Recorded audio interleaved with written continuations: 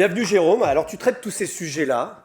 Quand je disais que quand on avait interrogé nos lecteurs, évidemment, il y a beaucoup de marques qui se posent beaucoup de questions. Et vous, à l'Union des marques, vous êtes emparé du sujet. Vous avez une communauté IA qui est très active, je crois. Quand on vous avait présenté ce projet d'événement, vous avez dit « Ah oui, oui, on est très motivés, etc. » Justement, à l'Union des marques, comment on traite ce sujet de l'intelligence artificielle pour sortir peut-être des a priori, des craintes, des peurs aussi? Alors, déjà, bonjour François, merci beaucoup pour l'invitation, merci beaucoup pour cette matinée. Ah, le micro n'est pas ouvert.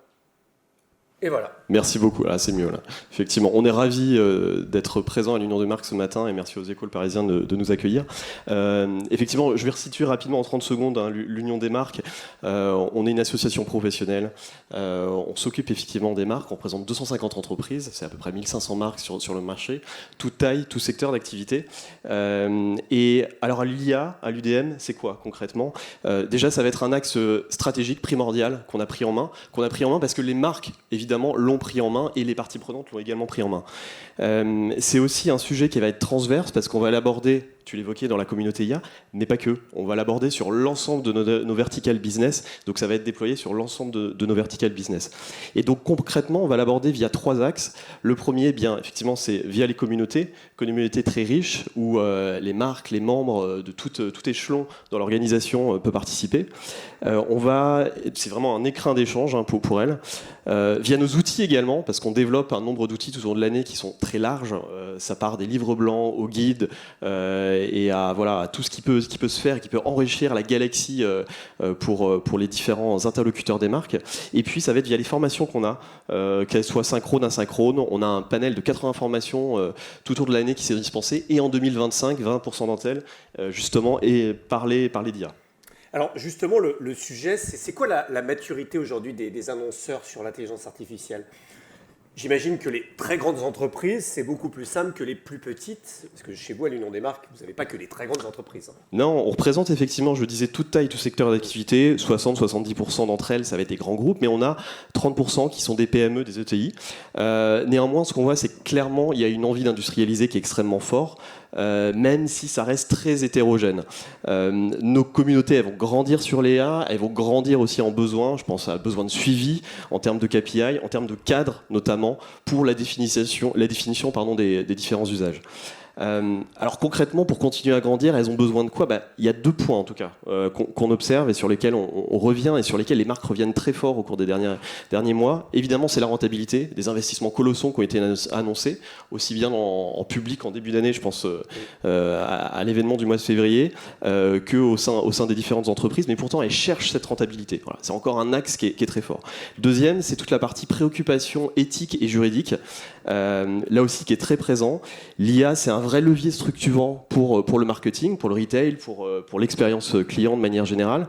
Mais 80% des marques déclarent justement comme les préoccupations éthiques, les préoccupations juridiques étant vraiment un frein à l'adoption. Et donc du coup, les principales questions qu'on va aborder, ça va être de quand utiliser l'IA générative pour que ça devienne rentable, que pour les marques ce soit rentable, et comment industrialiser cette IA générative pour que ce soit performant et rentable pour les marques. Et un dernier point, du coup, effectivement, nous, comment est-ce qu'on agit pour ces marques? Qu'est-ce qu'elles nous demandent et comment on agit pour elles? Ça va être justement par les livrables que j'évoquais tout à l'heure. On y reviendra dans une table ronde un peu plus tard dans la matinée. Mais voilà, c'est un moyen finalement de les accompagner dans leur réflexion. Alors justement, l'IA, c'était bien, c'était à la mode, c'était cool. Mais finalement, qu'est-ce que ça me rapporte au niveau de mon business? C'est aussi ce qu'on va essayer de voir ce matin. Et est-ce qu'aujourd'hui... Alors c'est vrai que chaque année au Cannes Lions, on nous dit cette année, c'est l'année où vraiment on va prouver que ça génère du business en marketing et que le marketing génère du business avec de l'IA. Aujourd'hui, c'est quoi la réalité pour les entreprises? Quelle est leur vision? Alors, déjà, là aussi, je crois que c'est dans un article des Échos qui disait que l'IA, c'est pas une baguette magique. Oui, effectivement, c'est pas une baguette magique. Et je vais faire aussi un petit pas de côté pour resituer par rapport à une analyse, une étude qui a été faite par l'UDM, Ubiquity et la WFA, qui était d'ailleurs relayée de votre côté par The Media Leader la semaine dernière, qui disait que 52% des annonceurs anticipaient une baisse des budgets médias en 2026 versus une trentaine, 36% au global. Et donc on voit effectivement par ce chiffre que l'importance des arbitrages ROI, risque, c'est un élément extrêmement prégnant, extrêmement important. Des fois, il vaut mieux faire un pas en arrière, en fait. Exactement. Et donc, du coup, comment relier l'IA au KPI ? Là aussi, il y a deux aspects qu'on a en tête et dont on le traite côté UDM. Déjà, ça passe dans les échanges qu'on peut avoir et dans les échanges que nos marques ont entre elles par une priorisation forte des cas d'usage qu'elles vont avoir. Pas focuser une feuille de route avec 10 cas d'usage, sachant que ça ne va pas être aligné avec les enjeux business, en identifier 2-3 qui correspondent vraiment aux attentes. Et puis la deuxième, la mesure de la performance, ça reste au cœur des enjeux de l'Union des marques, côté médias notamment. Tu le sais, vous le savez, dans la salle, c'est très fort. Et donc du coup, effectivement, bien identifier la valeur que l'IA va pouvoir ajouter dans le plan business et de savoir justement en termes de gains d'utilisation, de taux de conversion et aussi en termes de risque, que ce soit en termes de coûts, d'hallucination, de biais, ce que ça va vraiment m'apporter ou me coûter. Alors, il y a la créativité aussi. Et d'ailleurs, au Cannes Lions cette année, on a vu beaucoup d'innovations des différents grands acteurs, on va dire, que ce soit Google, Meta ou autres, qui nous ont montré des outils qui nous permettent de gagner en efficacité, de créer du contenu, de produire beaucoup. On veut faire plus vite pour moins cher. Est-ce que c'est une opportunité ou un risque pour les marques ? Alors, cette question, elle va intervenir dans plusieurs sessions, oui. Finalement, au cours de la matinée. Je pense à des sessions sur le search, sur l'agentic et d'ailleurs sur la création que j'aurai le plaisir d'animer tout à l'heure. Là, les thématiques qu'on va pouvoir nous adresser à l'UDM, ça va être véritablement comment exploiter au mieux la vitesse de création sans compromettre le juridique, sans compromettre l'image de marque, comment industrialiser finalement sans mettre en péril l'image de marque. Ça va vraiment être les questions qu'on va nous pouvoir aborder. Et donc, les marques, et c'était, Corinne l'évoquait en introduction aussi, c'est comment accélérer la production, mais tout en gardant aussi un certain nombre de garde-fous. Donc évidemment, c'est comment sécuriser les créas IA sans brider la notion de performance. De mon point de vue, l'IA ne menace pas la créativité, ça va l'accélérer sur un certain nombre de cas d'usage.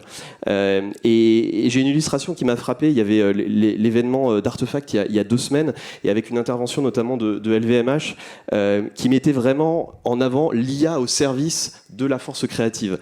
Et il le mettait de quelle manière ? Justement en l'adoptant via 3 P. Il y avait la notion de passion, donc c'était d'augmenter la passion des créateurs, la notion de produit, donc toujours garder le produit, et par rapport au volume de maisons qu'ils ont, ça paraît cohérent, donc c'était transformer la créativité sur vraiment des besoins réels, et enfin, et c'est une en tout cas que je considère très importante, la notion de pragmatisme, c'est bien utiliser l'IA, l'utiliser avec discernement, l'utiliser avec parcimonie. Et puis, on le verra plus tard aussi, aujourd'hui, est-ce que la marque, elle va être dissoute dans les LLM et dans les agents? Comment on repositionne sa marque et sa performance justement à cette ère des LLM qui change tout? On le verra avec une table ronde sur le search notamment tout à l'heure. Exactement, c'est un sujet clé. Alors, je ne vais pas prendre la parole par rapport à ce que va dire Google ou les informations qui peuvent être sorties. Je vais rester assez sobre là-dessus, mais on voit clairement qu'on a un passage entre la partie requête à un niveau conversationnel. Il y a des nouveaux signaux d'intention qui arrivent, et il y a une manière différente de mesurer clairement la contribution à la marque. Et donc effectivement, pour moi, le funnel marketing est clairement en train de changer, en train de basculer justement vers cette ère qui est conversationnelle. On n'est plus uniquement sur une IA qui devient finalement un outil d'optimisation, mais ça devient vraiment un vrai levier, un vrai enjeu justement sur le market, le retail, l'expérience utilisateur. Et à la clé de tout ça, c'est comment on embarque les organisations, la conduite du changement. D'ailleurs, ce sera l'objet de la dernière table ronde avec Hélène Zetoun, qui est spécialiste, et Mathieu Morgenstern également, qui nous en parleront plus en détail. Ça, c'est clé aussi. C'est-à-dire que quand Internet est arrivé, je me souviens, on se disait, est-ce qu'on se met Internet aujourd'hui ? Et finalement, sur l'intelligence artificielle, ça va être un accélérateur et une révolution dont on dit qu'elle est même supérieure à Internet, proche de l'invention de l'imprimerie par Gutenberg. Alors effectivement, il y a embarquer les équipes pour pouvoir passer à l'échelle, ça reste clé. Là-dessus, il y a 2 aspects qui nous paraissent très importants et sur lesquels on travaille à l'Union des marques, on travaille avec les marques, qu'on construit avec nos membres.